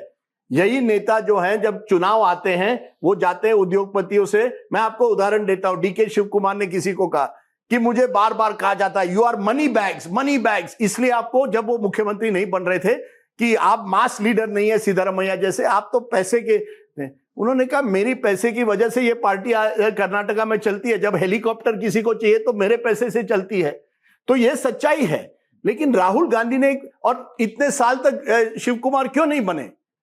क्योंकि एक माहौल बन गया था कांग्रेस में, Shiv Kumar he is a deal maker, Congress is a party of power. यही तो मैं कह रहा हूं, उनकी कमजोर पार्टी, जो सत्ता की पार्टी हमेशा रही है, उसमें एक ऐसा नेता आ गया है जिसको सत्ता से लगता है पावर इज पॉइजन, आपको करना है विचारधारा लड़िए। अरे कांग्रेस वाले कहां विचारधारा लड़ेंगे? राहुल गांधी, आपको मालूम होगा, पिछले साल गुजरात में गए थे, उसने कहा था 50 साल तक हमको ये लड़ना है। वहां वो कांग्रेसी तो पूछ रहा है कि अगले चुनाव में क्या होगा। तो आज की पॉलिटिक्स चुनावी पॉलिटिक्स है। राहुल गांधी वांट्स टू, एक बार किसी ने उनसे कहा, but Rahul, how is the Congress going to come back? Sir, I am ready for the long run, मैं लंबी लड़ाई लड़ने। अरे वो लोग तो फंस गए, उनको अगला चुनाव लड़ना है। He is not into the day to day organisation activity, संगठन कैसे मजबूत करना, अभी तक कुछ नहीं हुआ कांग्रेस के संगठन को। तो ये उनकी जो ताकत है कि वो निडर है, ये उनकी कमजोरी भी है, क्योंकि कहीं ना कहीं जो पॉलिटिक्स में जो जरूरत पड़ती है लोगों के साथ एक मिलना जुलना, कोलिशन पॉलिटिक्स में सबको साथ लेना, अब जो हुआ स्टालिन के साथ, आप देखिए ना, स्टालिन में एक नेता थे जो बार बार कहते हैं Rahul will be prime minister, I want Rahul Gandhi as prime minister. लेकिन जब समय आया, आपने स्टालिन के साथ फोन पर भी बात नहीं की, आपने विजय के साथ गठबंधन कर दिया। तो that's your, you see, somewhere it's a very complex character. ये राहुल गांधी को आसान नहीं है बॉस।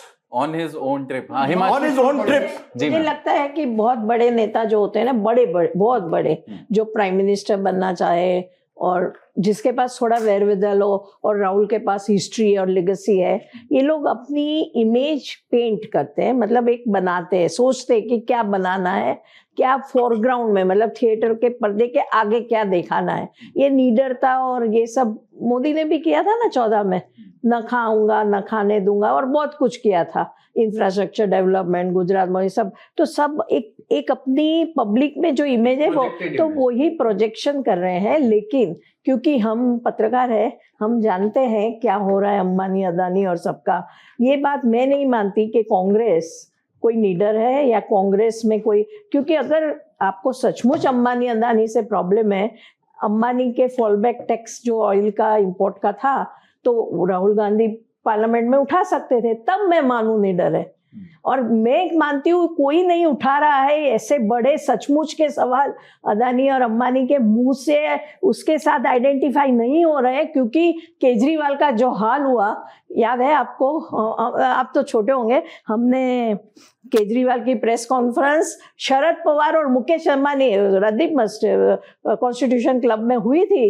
वो प्रेस कॉन्फ्रेंस में 300 पत्रकार थे, और केजरीवाल, क्या हुआ केजरीवाल का हाल, न शरद पवार न मुकेश अंबानी वो सीएम बने, कुछ नहीं कर पाए। तो मैं, ये सब रियलिटी है। सो राहुल गांधी एक सर्टन इमेज पेश कर रहे हैं, बहुत ठीक है, मैथोडिकल है, समझने की बात है, पर फिर उसमें भी नुआंसेस होते हैं। और चुनाव आप इमेज से नहीं जीत सकते, चुनाव के लिए आपको संगठन मजबूत करना पड़ेगा, आपको बाकी सब चीजें करनी पड़ेगी जो कांग्रेस इस समय नहीं कर पा रहा नहीं, और उसके लिए बहुत बजट और बजट से ज्यादा समय चाहिए। अब तो 2.5 साल है। बट इंटरेस्टिंग है कि आप इतना समय राहुल गांधी पर गुजार रहे हैं, जो असली जो है कि आपने यही नहीं पूछा कि अमित शाह जी 3 हफ्ते क्यों नहीं आए संसद, ये तो आपने पूछा नहीं है उसी से सदन के अंदर। उसी से पहली बार देश के में प्रधानमंत्री और एचएम सदन के अंदर नहीं उसी से आए। बातचीत शुरू हुई थी, हमने भाई शुरू हुई थी, पर मैं अभी उसी भी से जानना चाहता हूं कि गृह मंत्री हिमांशु जी बताएंगे कि क्या वजह थी कि गृह मंत्री क्यों नहीं आए 3 हफ्ते। हिमांशु जी से रोज मिलते थे, अरे वो लेकिन भारतीय सदन जनता में नहीं पार्टी आए। के प्रवक्ता नहीं है। नहीं बट रिपोर्टर है, बीजेपी कवर करते हैं, वो जानते देखिए, होंगे। यही राजदीप जी की एक खासियत है, वो नैरेटिव बड़ी जल्दी सेट कर देते हैं और किसी भी व्यक्ति पे कुछ भी चस्पाने की कोशिश करते रहते हैं। कई बार कामयाब हो जाते हैं, कई बार नाकामयाब हो जाते हैं। मैं गलत कह रहा हूँ लेकिन राजदीप जी? उन्होंने दूसरी चीज जो चीज अभी राजदीप जी कह रहे थे राहुल गांधी को लेकर कि वो इस तरीके की विचारधारा या लड़ाई लड़ रहे हैं, इस पर एक मैं आपको बोल देता हूं, वो विचारधारा या अडिंग है अपनी बात पर। ये मेरे को थोड़ा सा एक बहुत पहले एक संवैधानिक पद पर बैठे व्यक्ति ने कहा था, जब उन्होंने ये कहा था चौकीदार चोर है राफेल के इशू पे, और इस नैरेटिव को लेकर वो 2019 के लोकसभा चुनाव में गए, उसमें पार्टी को मिली थी, लेकिन उन्होंने कहा था वो अपनी बात पे अड़ जाते हैं। जो वो सोच लेते हैं उनको लगता है यही ठीक है, शायद वो है। और जो अभी शीला जी ने कहा कि वो अपना नैरेटिव बिल्ड करना चाहते हैं, हो सकता है उनके आसपास के जो लोग हैं उनको ये बताते हो आप इस तरीके से करेंगे तो आपकी एक अलग इमेज जो है वो बिल्ड हो जाएगी। एक चीज और, अभी राजदीप जी ने कहा कि बहुत से ऐसे कांग्रेसी हैं जो विपक्ष सत्ता पक्ष के सांसदों से भी बात करते हैं, ठीक है। उनमें एक सांसद है, वो पत्रकार ही थे, 4 बार के राज्यसभा सांसद है। वो जितना विपक्ष अपनी पार्टी के सांसदों से नहीं मिलते, उतना ज्यादा तो वो केंद्रीय मंत्रियों से मिलते हैं। लोग कहते हैं कि वो बहुत अच्छे जो हैं चीजों को मैनेज कर लेते हैं। अभी पर मैंने उनसे पूछा कि अरे आप तो नहीं मैनेज कर रहे कहीं सत्ता पक्ष और विपक्ष के बीच में एक कड़ी का काम? उन्होंने कहा अगर जिम्मेदारी दी जाए तो निभा लूं। जंतर मंतर पे जो इंस्टाग्राम कार्निवल हुआ, रील्स बनते गए, वो सब में टारगेट ज्यादा मोदी हुए थे। आप मानेंगे, सब मानेंगे। और अमित शाह कम थे उसमें, धर्मेंद्र प्रधान और प्रधानमंत्री। हाँ राइट, मोदी थे। बहुत मोदी का हिला दिया, इमेज को हिला दिया, राइट। फिर क्या हुआ देखो, राहुल गांधी ने पीएम हाउस के बाहर धरना किया और सब कुछ हुआ। फिर राहुल गांधी ने जंतर मंतर की कॉकरोच जनता पार्टी वाले में अपनी स्पेस अपना घुस के बना दिया, वो भी ठीक हुआ, अच्छा पॉलिटिक्स था कांग्रेस का। फिर क्या हुआ देखो कि जब एक एंकर न्यूज पे मिला राहुल को, पैलेट गन वाला, तो उसने मोदी बिल्कुल भूल गए हम, मतलब कोई कांग्रेस मोदी का नाम नहीं बोले ये बाद में, और पूरा उसका कैमरा अमित शाह पे हुआ। सुनिए, इसका कारण मैं ये मान रही हूँ और उनकी बॉडी लैंग्वेज से कि जंतर मंतर में इतना कुछ हो गया, तो कांग्रेस का आकलन है, मुझे लग रहा है कि पोस्ट मोदी का पॉलिटिक्स उन्होंने, जैसे राजदीप ने अभी एक शब्द यूज किया कि कांग्रेस एक्सेलरेटर पे है और फास्ट फॉरवर्ड कर रही है। उसका सबसे बड़ा उदाहरण ये है कि उन्होंने अमित शाह को चर्चा में ला दिया और फोकस में ला दिया, क्रिटिसिज्म किया, उसके राहुल वर्सेस अमित शाह इक्वेशन बना दिया राहुल गांधी ने सोच समझ के पॉलिटिक्स स्टार्ट कर दिया। और मैं मानती हूँ कि ये पोस्ट मोदी पॉलिटिक्स कांग्रेस कर रही है, और वो इसलिए कर रही है कि जितने भी बीजेपी में पॉसिबल प्रोबेबल कैंडिडेट लगते हैं, या तो कैंडिडेट नहीं तो जो रिसोर्सफुल लगते हैं, जो कांग्रेस को सत्ता में आने में बाधा बनेंगे, उनको स्टार्ट करो। तो खास राहुल वर्सेस अमित शाह हुआ, पर उसमें एक गड़बड़ हो गई कि राहुल वर्सेस अमित शाह को प्रेशर आया डेफिनेटली। हिमांशु ज्यादा बोल सकते हैं, वो रोज जाते थे पार्लियामेंट, जरूर बैकफुट पे थे, चुप रहे, सब कुछ हुआ। लेकिन धीरे धीरे एमपीज, ये हिमांशु ज्यादा बता सकते हैं, कि उनकी ऑफिस में जाने लगे जब राहुल गांधी ने इतना हल्ला बोला। हिमांशु आप कह सकते हैं, मंत्री के ऑफिस में एमपी जाने लगे कि बोले कि आप भी अभी एक्टिव बनो। और उसमें मैं कह रही हूँ ये बात कि उनका भी एक आकलन आया कि बहुत सारे लोग ये जो जंतर मंतर और पोस्ट जंतर मंतर पॉलिटिक्स से सहमत नहीं है, तब जाके बीजेपी को ज्यादा हिम्मत आई, ये मेरा मानना है। अजय भाई, अभी उत्तर प्रदेश की बात हो रही थी, तो सोनिया गांधी जब कांग्रेस के अध्यक्ष बनी तो मुरली देवड़ा जब बड़े लीडर रहे, बड़े कॉर्पोरेट ग्रुप से उनके संबंध रहे, वो खुद भी रहे। सोनिया गांधी मुंबई गई तो मुरली ने कहा कि मैं आपके लिए ब्रेकफास्ट ऑर्गेनाइज किया है। तो जब सोनिया गांधी वहाँ पहुंची तो 7-8 बड़े उद्योगपति वहाँ पर थे। तो सोनिया गांधी ने फिर बाद में मुरली देवड़ा से पूछा कि भाई इसमें लीडर तो कोई भी नहीं था, सब उद्योगपति थे। तो उन्होंने सोनिया गांधी से कहा कि चुनाव आपको यही लड़वाएंगे, नेता नहीं लड़वाएगा, पैसा यही देंगे।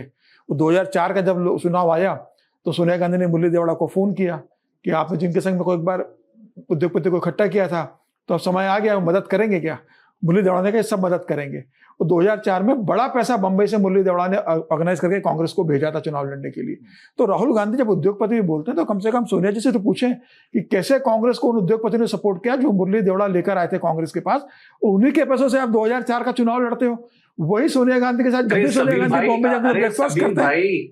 अरे समीर भाई, अब जो है मुरली देवड़ा इस दुनिया में नहीं रहे हैं और उनके बेटे जो हैं अब शिवसेना एकनाथ शिंदे के साथ आ गए। तो दूसरी चीज मैं आपको जो कह रहा था ना अभी, क्योंकि हम लोग जो बात कर रहे थे वो ये कर रहे थे कि इस तरीके से जो भाषा का स्तर गिरा है ये बहुत खतरनाक है सच में कुलदीप जी। मतलब इस तरीके की राजनीति नहीं होती थी। हम लोग संसद में जब मैंने जाना शुरू किया था 2006 में, तब भी हास्य विनोद होता था। अगर कोई भाषण दे रहा है, बड़ा लीडर दे रहा है, तो आप उसको सुनते थे। लगता है कि क्या हो रहा है, आपसी संबंध इतने खटास वाले हैं जिसका जिक्र हम सब कर रहे थे। अगर आप पार्लियामेंट में नहीं भी हैं, आते जाते नमस्कार हो सकती है, क्योंकि आप संसद में कई बार सीढ़ियों से उतर रहे होंगे, सामने विपक्ष के सांसद आ रहे होंगे, तो ऐसा हमेशा रहना चाहिए कि रिश्ते रहने चाहिए राजनीति में। एक मैं घटना बता देता हूं, मैंने कई बार उसका जिक्र किया है। संसद की गैलरी में लालकृष्ण आडवाणी 2012 में निकल रहे थे और उन्होंने मुलायम सिंह यादव जी को ये कहा कि नेताजी मैं आपको एक बात कहना चाहता हूं। उन्होंने कहा बताइए। उन्होंने कहा कि यूपी में कानून व्यवस्था ठीक नहीं है, आप अखिलेश को समझाइए। दिवाली से पहले समाजवादी पार्टी की एक बैठक हुई, मंच से मुलायम सिंह यादव ने ये कहा कि लालकृष्ण आडवाणी जी भारतीय राजनीति में एक शिखर पुरुष हैं। उन्होंने कहा है कि उत्तर प्रदेश में लॉ एंड ऑर्डर ठीक नहीं है। अखिलेश आपको ये देखना चाहिए कि कानून व्यवस्था हमेशा ठीक रहे। लालकृष्ण आडवाणी जी से हमारे वैचारिक मतभेद हो सकते हैं लेकिन व्यक्तिगत नहीं है।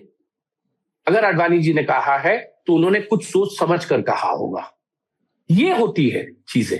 और ये बड़ा फर्क राहुल गांधी और प्रियंका गांधी। ये सही में एक मिनट, प्रियंका गांधी वाड्रा, किरण रिजिजू मुझे बता रहे थे कि जब ऑल पार्टी मीटिंग एक हुई थी पिछले सत्र में, चाय पे बुलाया था सबको, राहुल गांधी जाते भी नहीं थे तब, पर प्रियंका गांधी उस समय उस दिन गई थी।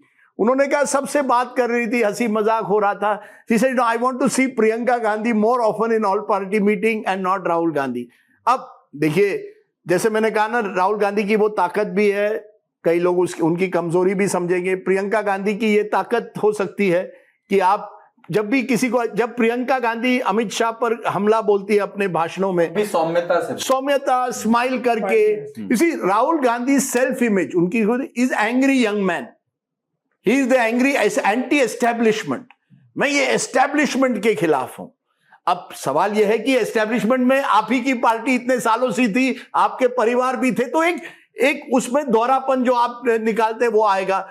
Personally he may not be double standards, but वो पूरा आइडियोलॉजिकल बैगेज तो आता है ना। जो भी आप चीज कहते हैं वही चीज तो कांग्रेस के बारे में इतने सालों तक कही जाती थी। कांग्रेस जब सत्ता से बाहर होती है तो एंटी एस्टेब्लिशमेंट तो थोड़ी लेफ्ट हो जाती है। तो मैंने किसी को कहा था एक बार कि अगर राहुल गांधी वाकई ये करना चाहते हैं तो why doesn't he do what Indira Gandhi did in 69 and form his own party, Congress Rahul. नहीं, अब तो नहीं होगा, लेकिन उनके मन में ये बात है कि ये पुराने नेता छोड़िए, एक नया कांग्रेस, मेरी एक तस्वीर, मेरी एक छवि में बनाना है। कुलदीप जी, हिमांशु जी ने बहुत अच्छी बात करी है और आप 2030 में एक ललन टॉप की नेता नगरी कर लेना।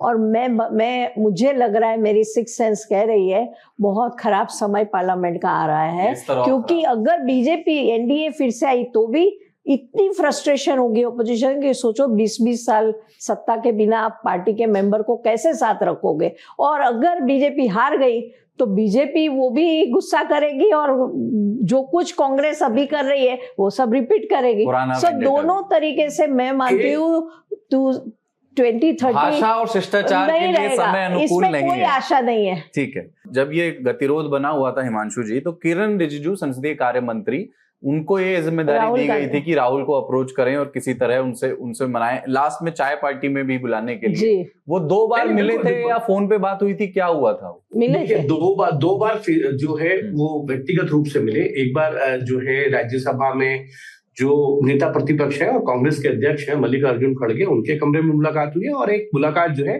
राहुल गांधी के कमरे में हुई, और उसमें तीसरी बार प्रियंका गांधी भी टेलीफोनिक शामिल थी। बातचीत हुई। प्रियंका गांधी बाद में आई 10 मिनट बाद। फिर केसी वेणुगोपाल थोड़ी देर बाद पहुंचे उनके। फिर क्या बात हुई? लेकिन आप देखिए, बातचीत उसमें ये हुई कि भाई आप सदन चलाइए। उन्होंने कहा मैं बातचीत करूंगा विपक्ष से। उन्होंने कहा कि आप चर्चा कराइए, तो उन्होंने कहा कि भाई हम तो चर्चा कैसे कराएं, ये तो हो चुका है। तो उन्होंने कहा चर्चा होनी चाहिए, और अगर सदन चलाना है तो मैं अकेले उसमें कांग्रेस नहीं, हमारे और भी विपक्षी दल के सांसद हैं, इंडिया गठबंधन के लोग हैं, इनसे बात करेंगे। डिलिमिटेशन पे भी उन्होंने कहा कि आप अपना पक्ष बता दीजिए। तो उन्होंने कहा मेरा पक्ष जो है वो मैं कांग्रेस पार्टी के अंदर डिस्कशन करने के बाद आपको बताऊंगा कांग्रेस पार्टी का स्टैंड क्या है डिलिमिटेशन और संविधान में 131वां जो संशोधन है उस पर। और साथ ही साथ विपक्ष से भी बातचीत करेंगे। उसके अगले दिन जो है टेलीफोनिक बातचीत भी हुई है, और कांग्रेस की तरफ से जो है वो साफ कर दिया गया था कि भाई हम चर्चा चाहते हैं, और उसके बाद जो है सरकार चर्चा के लिए तैयार हुई है। एक जो है ना वो स्टाइल ऑफ पॉलिटिक्स जिसकी हम बात कर रहे थे, तो वो प्रियंका गांधी की बड़ी अच्छी है, और वो जिस तरीके से चीजों को मैनेज करती है उससे विपक्ष के सांसद भी कहते हैं कि प्रियंका गांधी का जो चर्चा में भाग लेती है या भाषण देती है वो बहुत अच्छा होता है। कांग्रेस में इसकी एक गरम तारीफ दल है, एक ना नरम सिर्फ दल है। कांग्रेस बल्कि सत्ता पक्ष में भी, देखिए प्रियंका गांधी अब सांसद में भी बातचीत होती है। हाँ, देखिए प्रियंका गांधी अब सांसद बन सत्ता गई है। पक्ष में भी बात- अब हर बार राहुल गांधी और प्रियंका गांधी की तुलना होगी पार्टी के अंदर, दोनों के कार्यशैली को लेकर, वर्किंग को लेकर, राजनीतिक सोच को लेकर। तो मुझे लगता है राहुल गांधी के लिए बड़ा खतरा है कि जिस तरीके से प्रियंका गांधी विपक्ष मतलब सत्ता पक्ष नेताओं से मिलती है, सहजता से मिलती है, बात करती है, लोगों को समझती है। खतरा कैसे? खतरा ये है कि पार्टी के अंदर ये बात उठेगी कि भैया प्रियंका को एलओपी बना दीजिए, राहुल गांधी की बेहतर वो रहेगी। ये एक रणनीति भविष्य में उसे राष्ट्रीय अध्यक्ष बनाने की बात होगी। पार्टी कहेगी कि राहुल गांधी को हमने देखा 3 चुनाव में, 29 का चुनाव लड़ना है, तो भाई प्रियंका गांधी को सेंट्रल लीडरशिप पर लेकर आइए। तो पार्टी के अंदर ये मांग उठेगी आने वाले दिनों में कि राहुल गांधी की बस की नहीं है, अब प्रियंका गांधी को दी जाए। तो मुझे लगता है कि राहुल गांधी या तो अपनी राजनीति को सुधारे, या फिर प्रियंका गांधी जिस तरीके से बढ़ रही है, मुझे लग रहा है कि वो राहुल गांधी के लिए ज्यादा नुकसानदायक है कांग्रेस के अंदर। और कांग्रेस के अंदर 2 खेमे बनेंगे, प्रियंका गांधी का एक खेमा और राहुल गांधी का एक खेमा। नहीं। फिलहाल प्रियंका गांधी राहुल गांधी के तो बहुत नहीं, बात से हो गया। नहीं, शुरुआत इसकी हो गई है पार्टी के अंदर, मैं आपको बता रहा हूँ। शीला जी कुछ ये हम अगेन हम पत्रकार है, हमें बहुत समझ के बातें करनी है जी। कि बीजेपी की पॉलिटिक्स है ये, स्टेटेड पॉलिटिक्स, कि ये दोनों के लिए ऐसी बातें करो कि प्रियंका बहुत अच्छी है और प्रियंका बहुत इजी टू डील विथ है और राहुल टफ है। और कांग्रेस ये कर रही है कि कांग्रेस कह रही है जब देखो कोई भी कांग्रेस के सीनियर लीडर को मिलो, ये सुना है अमित शाह मोदी की नहीं पड़ती है।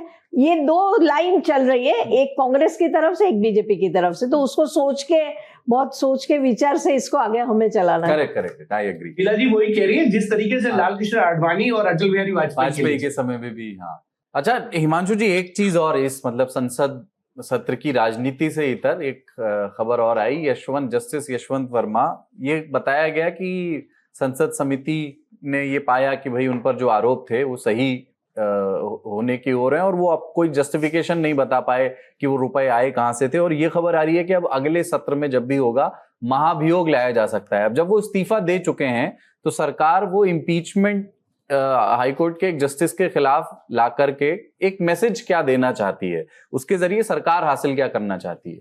देखिए 2 चीजें हैं कुलदीप जी। एक, हाईकोर्ट की 5 जजों की बेंच का फैसला है कि अगर हाईकोर्ट के जज इस्तीफा दे दें तो उस इस्तीफे को जो है वो स्वीकार माना जाना चाहिए। ये इलाहाबाद हाईकोर्ट का फैसला है, 1972 या 71 का है। दूसरा, सरकार की मंशा ये है कि अगर आप दोषी पाए गए हैं, जब सीजीआई की तरफ से कहा गया कि आप इस्तीफा दे दीजिए और आपने इस्तीफा नहीं दिया, के खिलाफ जो है इम्पीचमेंट लाया गया, कमेटी की रिपोर्ट आ गई है, तो आपके खिलाफ जो है अब इम्पीचमेंट मूव होगा वो लोकसभा में, और ये सबके सामने आना चाहिए कि वो पैसा किसका था, कहां से आया था और आपके घर पे क्या क्यों था। ये सारी चीजें सरकार चाहती है। अब बड़ा टेक्निकल चीज है, उनका इस्तीफा हो गया है लेकिन वो अभी तक इस्तीफा जो है महामहिम की तरफ से स्वीकार नहीं किया गया। इलाहाबाद के जो सिटिंग जजेस हैं उसमें अभी भी उनकी लिस्ट में उनका नाम है। सरकार क्योंकि कमेटी की रिपोर्ट आ गई है, इसके कमेटी की रिपोर्ट के आधार पर जो है लोकसभा स्पीकर जो है वो अब इम्पीचमेंट का जो प्रोसेस है वो अगले संसद के जो सत्र है उसमें शुरू होगा और उसमें तारीख तय होगी। जो यशवंत वर्मा है उनको बताया जाएगा फला तारीख को जो है संसद में आइए, या तो आपके जो लीगल एडवाइजर यानी कोई आपके जो वकील हैं वो आए या आप खुद से अपीयर हो सकते हैं। ऐसा 2 केसेस मुझे याद है, कपिल सिब्बल अपीयर हुए थे किसी जज के लिए 1990 के दशक में, शुरुआती दशक में, और एक 2010 का है सौमित्रो सेन, पश्चिम बंगाल हाईकोर्ट के जज थे, उनके खिलाफ इम्पीचमेंट लाया गया था। राज्यसभा में डिबेट हुई थी और उन्होंने अपना पक्ष आके खुद रखा था और उस इम्पीचमेंट को जो है राज्यसभा से मंजूरी मिली थी और वो लोकसभा गया था। लेकिन लोकसभा में इम्पीचमेंट का प्रोसेस हो पाता उससे पहले सौमित्रो सेन ने इस्तीफा दे दिया था हाईकोर्ट के जज के पद से।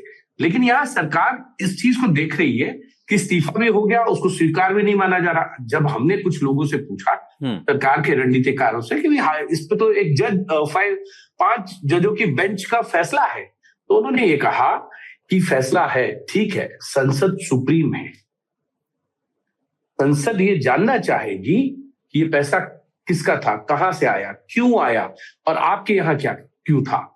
ये सारी चीजें देश की जनता को पता चलनी चाहिए और इसीलिए हम इम्पीचमेंट का जो प्रोसेस है वो स्पीकर से आग्रह करेंगे कि अगले जो संसद का शीतकालीन सत्र है उसमें लाया जाए।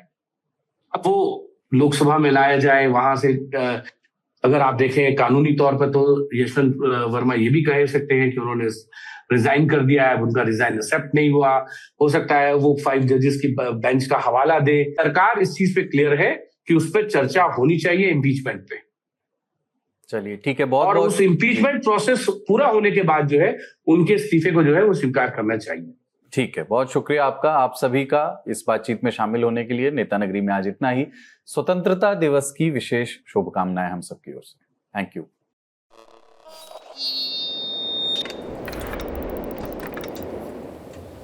भक्ति परमात्मा साकार हरि का करता है तो वही अमर हो जाता है।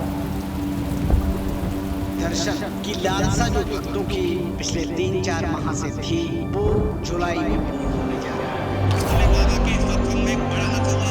यूपी के हाथरस में जो भगदड़ हुई उसमें अनेकों लोगों की दुखद मृत्यु होने की जानकारी आ रही है।